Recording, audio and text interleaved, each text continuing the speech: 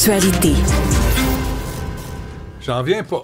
C'est si bien qu'elle a trouvé ça, cette nouvelle-là, la citrouille, pour décontaminer les eaux usées. Puis de savoir que de revaloriser comme ça des trucs qu'on va jeter, des produits qu'on fait pousser, qu'on n'utilisera peut-être même pas, qui peut finalement aider à l'environnement. Tes citrouilles, là, devant la maison, que j'ai mis sur mon perron. Envoie-les à l'Université Laval. Ils savent quoi faire avec. Là. Une chance qu'on a si belle. Honnêtement, là, on serait mal pris. Entre autres. Chance. Entre autres.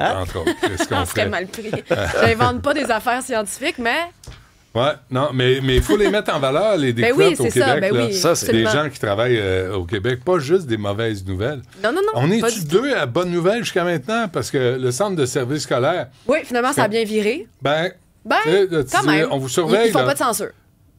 Moi, j'appelle ça un bon vendredi, moi. Que d'autres appellent un vendredi. Il est quand même tôt. Bon, tu sais, toi, est-ce qu'il arrive à la crapule Andrew? Ben oui.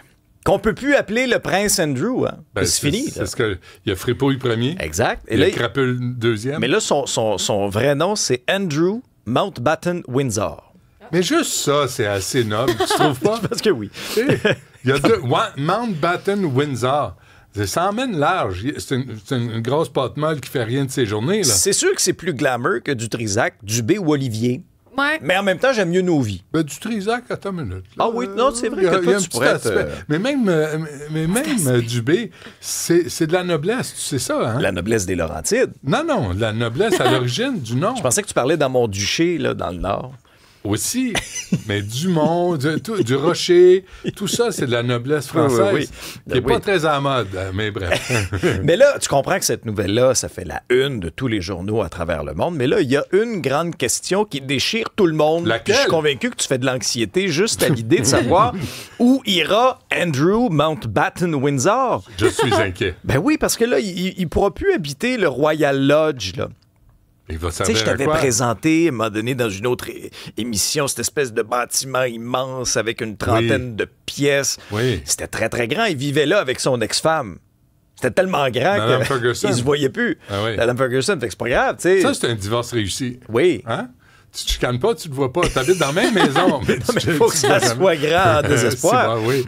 Alors, semble-t-il que pour quitter le Royal Lodge, il aurait droit à une compensation de 500 000 €. Non. Juste pour le faire délisser. Mais là, où ira-t-il? Je vous rassure tout de suite, il n'ira pas dans un demi-sous-sol. Là. Je pense que ça va quand même rester confortable. Et le Daily Mail a avancé 2 possibilités. Sur une propriété du domaine privé de Sandringham.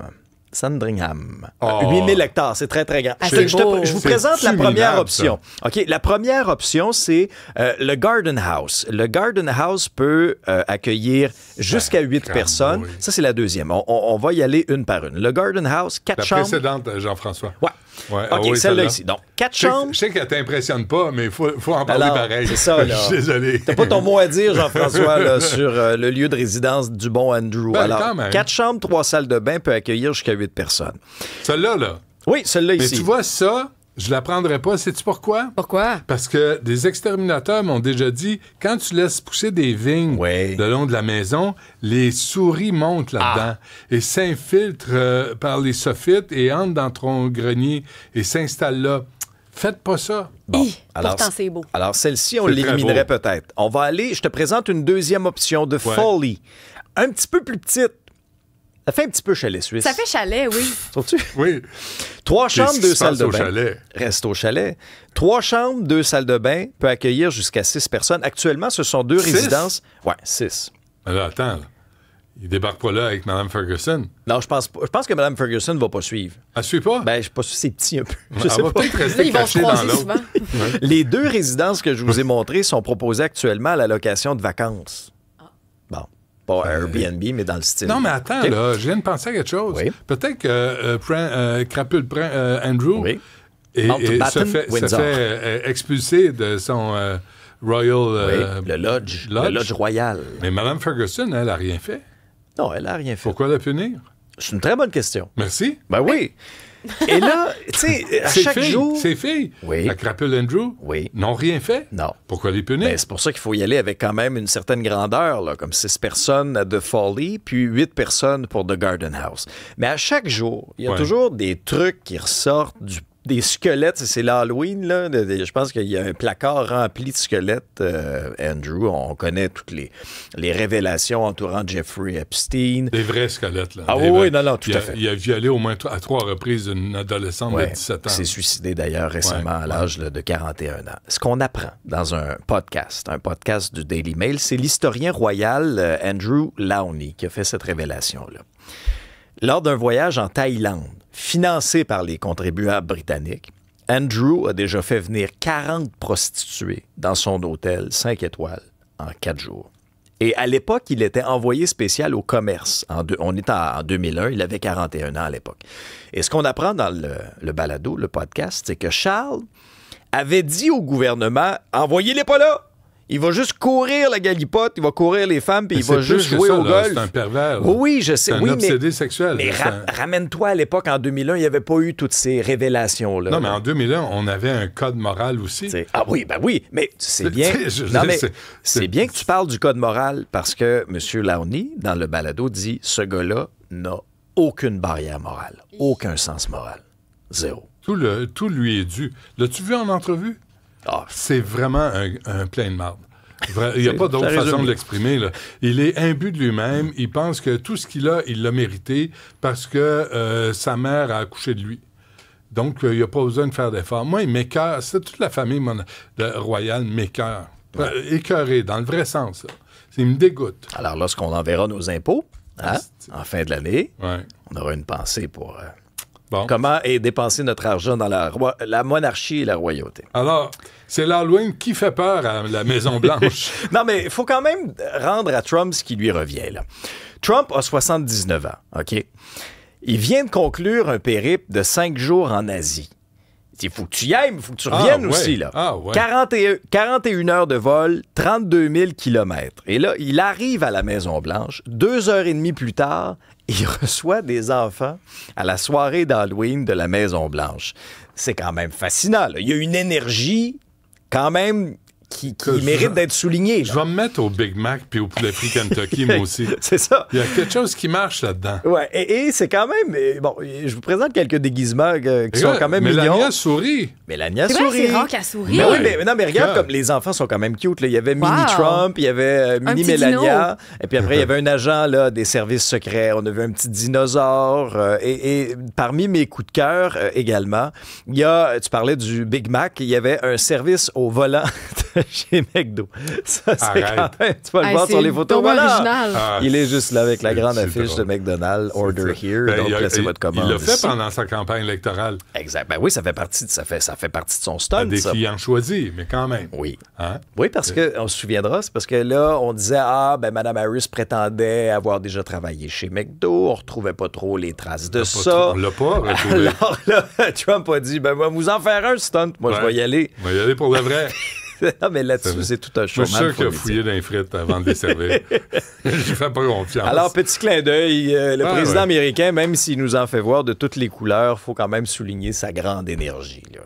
Parce que, honnêtement, on va juste dans le sud, OK? Là, mettons... Non, moi, je suis allé au Japon. C'était une couple de journées. Et ils sont où, mes shorts, déjà? Oui, c'est ça. T'es os à la tête, tu t'aurais pas reçu là, pour l'Halloween chez vous. Là. Pas tant. Peut-être pas tout de suite après. Non, pas 2h30 après.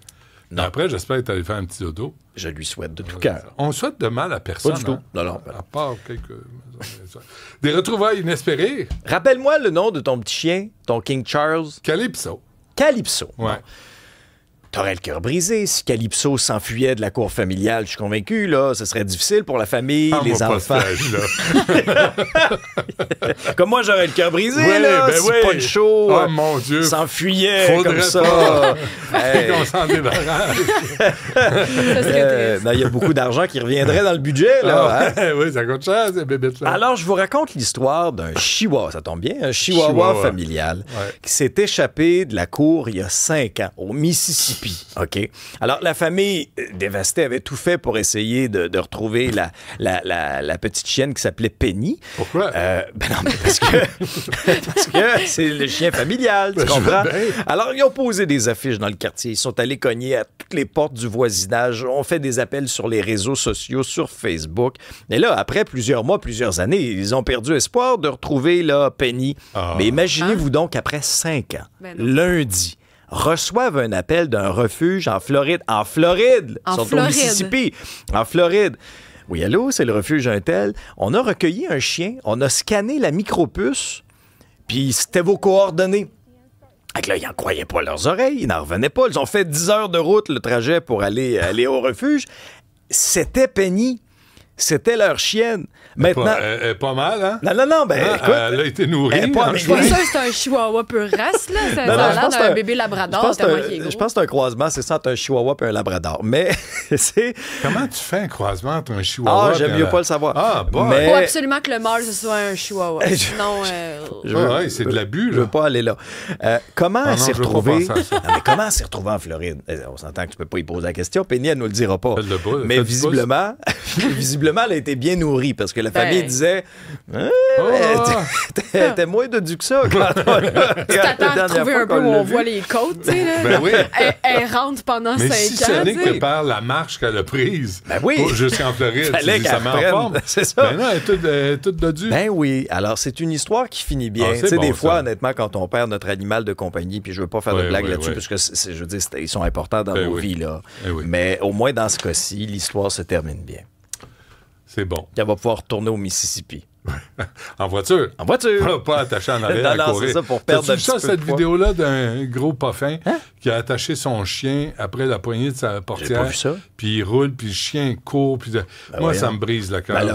Ça se fait pas, ça. En passant, juste un appel à tous. Si jamais vous savez ce qui est arrivé au dog argentin qui a agressé cette pauvre femme parmi les 3 chiens, j'aimerais ça être au courant parce que la ville n'a pas l'air d'être pressée à évaluer ce monstre qu'il faudrait abattre avant de remettre en liberté. Parce que cette femme-là doit encore être en convalescence. C'est terrible ce qu'elle a vécu. Oui, absolument. Sois prudent, on se reparle lundi. Avec plaisir. D'accord. Salut.